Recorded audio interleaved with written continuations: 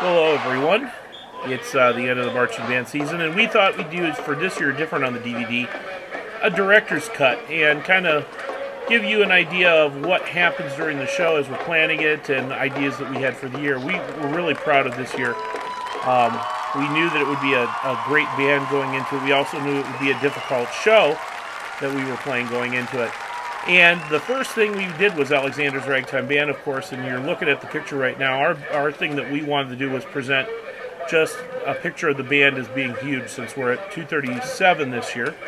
And so we start off with the big lines going from end zone to end zone. It's a huge picture. They're actually at what's called two-step spacing, which means there's 4 people in between every yard line. And just makes for a great scene as we open up the first part of the show. It's just a huge picture. Makes the band look huge. Okay, and we're ready to go. We're using a higher step than what we normally have in the past. You can kind of maybe see the spats will light up a little bit as those straight lines turn into these V-like forms. And again, the whole idea of this original picture is that that's a huge picture, that it gives a lot of energy and depicts, that it's going to be a great show. Now we like to try to have the forms kind of morph, and you can see we're kind of morphing around a little bit more as the music changes its character a little bit and gets a little quicker. And we keep some elements of the original picture, the point down in the front with the brass, and then we've looped things around the sides a little bit more, and we're almost ready to bring the same picture across the field. And here it comes.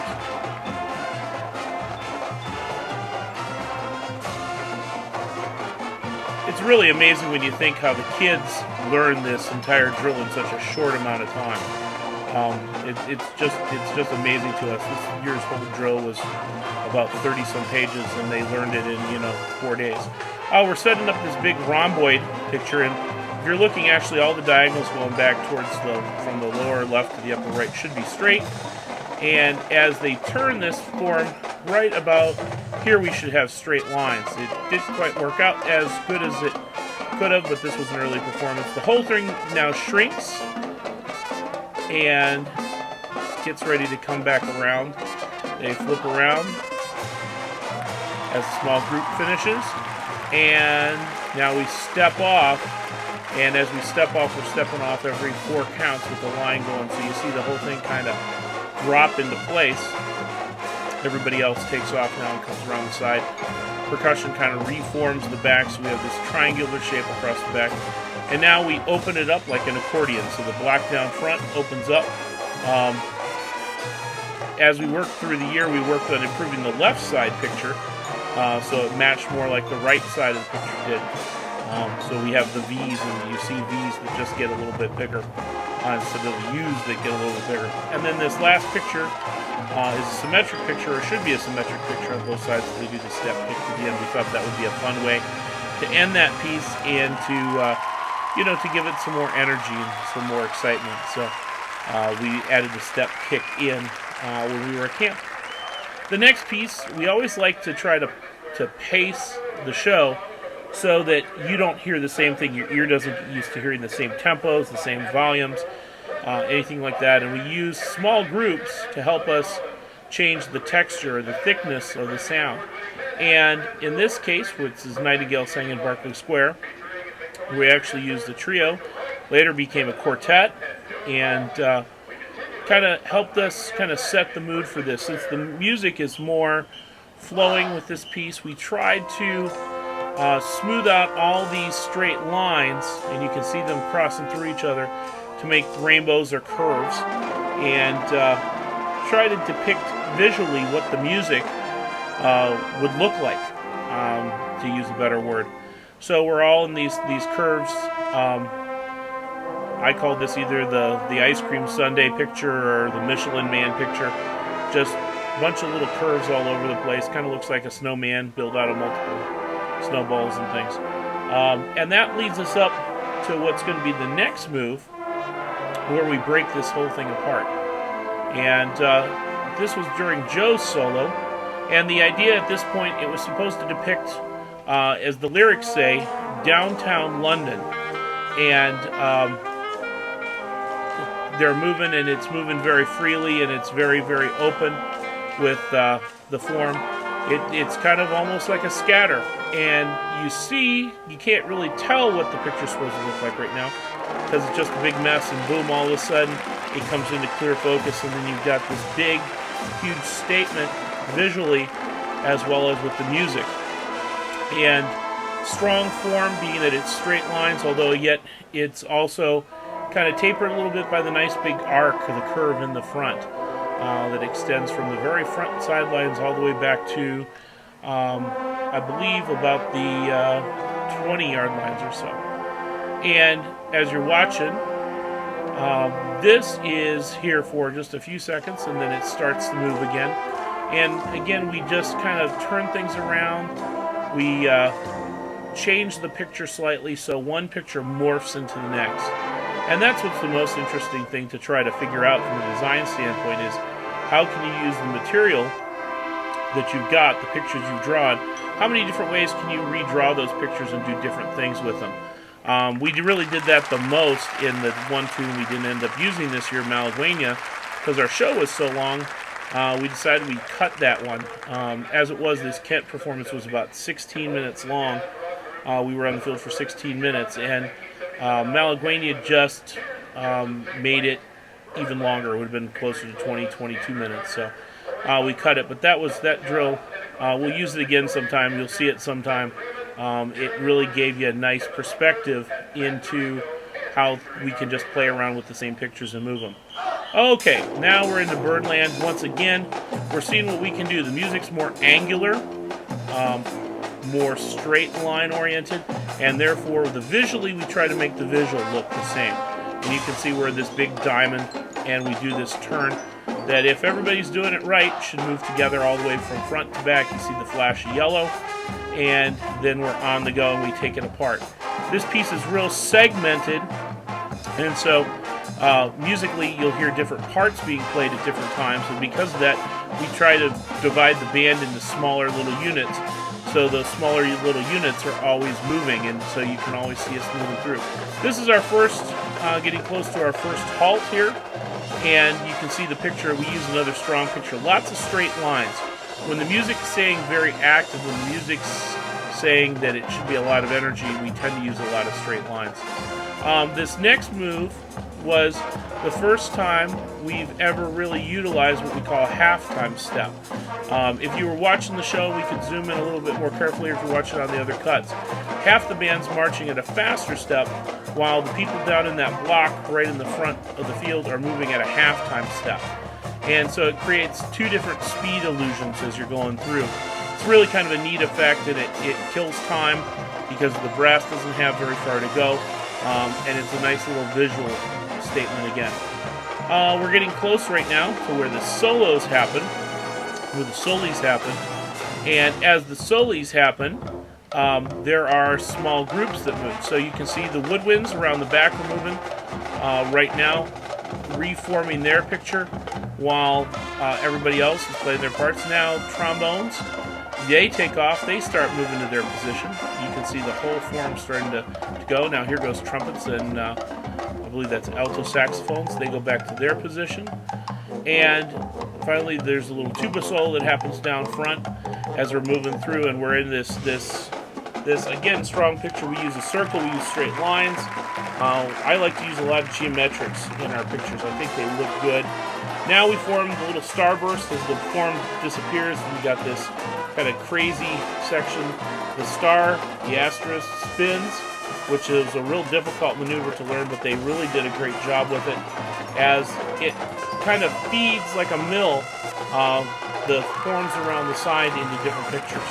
And now we're locked into a triangle, and these curlicues around the backside that set up real well, and now they're on the go already as they reform. Backfield into a triangle, downfield into a box or a corner, and another kind of rectangular form. And now once again we're on the go again as they reform. Again, geometrics. We've got triangles with the curves and curlicues attaching them, and now we put all those triangles in motion. And so the net result, as you're going to see, is one huge triangle that's made up of 4 independent little triangles, and then the nice big arc leading all the way back around the side to where percussion is, as you're looking at the field on the middle right side of the field. And it's another strong picture. I like designing triangles. I think they're cool to look at. I think that they're powerful structures that you can really do some fun things with them. And because of the nature of them, you can, even if you have enough of them or you have smaller triangles, you can march them around themselves and do other things. So that was kind of a neat way to end that statement. And now we're in the end of the show, which I think probably is everybody's favorite number. This piece of music is from the John Williams movie 1941. And, John Williams, it's a Steven Spielberg movie. John Williams did the music for it. And we're resetting for it right now. And this was the part that everybody, I think, when they first saw the picture was really surprised by, was how well the word swing could show up as we're getting ready to play Moonlight Serenade. I thought it would be neat to do this swing picture.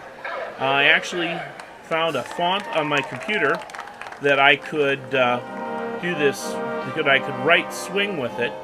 At that point, once I was done writing the word swing, I had to save it as another kind of a file, and a picture file, and then I could put it into a picture program, and I could stretch the word, each letter or the whole word swing, for perspective. Because if I would have written it the original way it was on the computer screen, you wouldn't have been able to read it. It would have been all smashed together. So you stretch it out, kind of like they stretch out the words on the roads.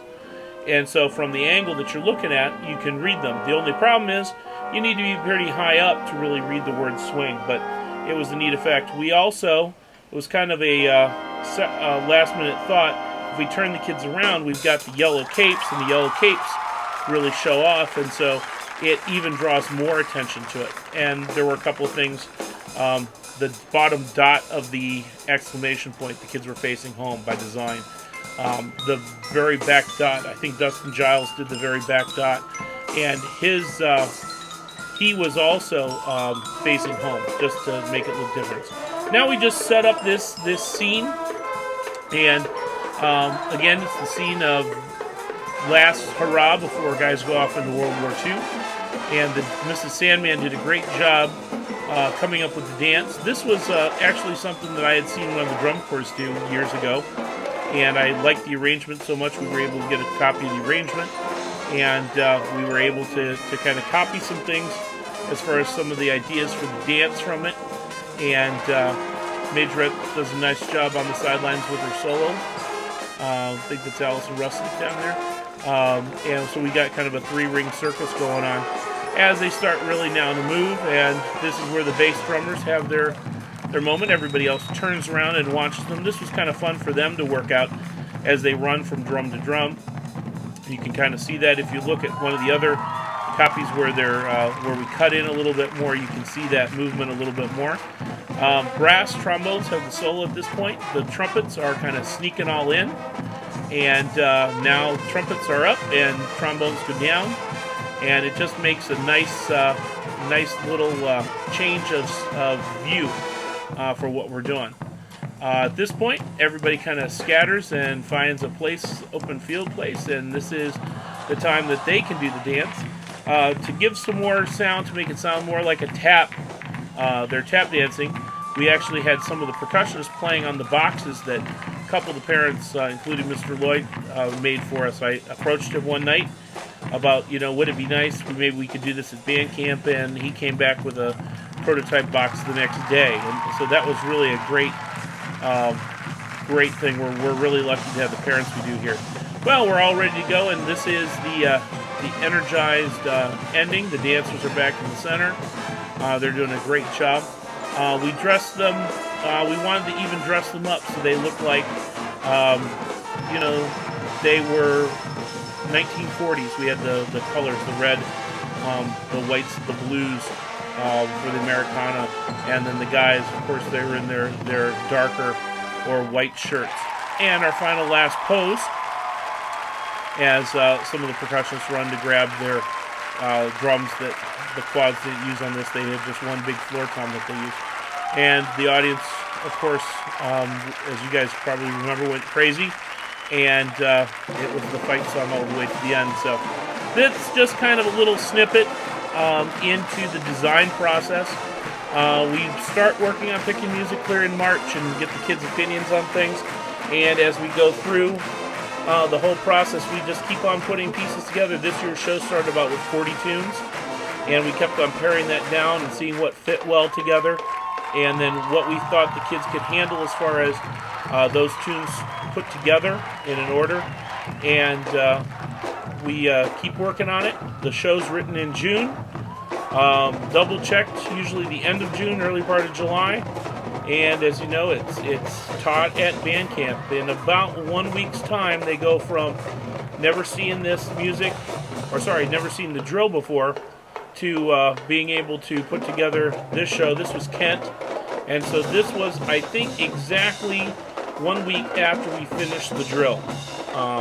And so it's always amazing to me. Well, that's how the show kind of goes together. And again, thanks for a great year.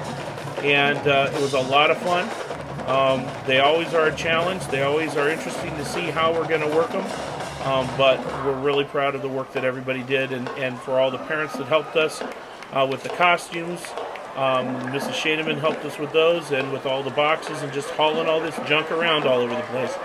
Thanks, and hope you had great memories, because we definitely have great memories of this show. Have a great time.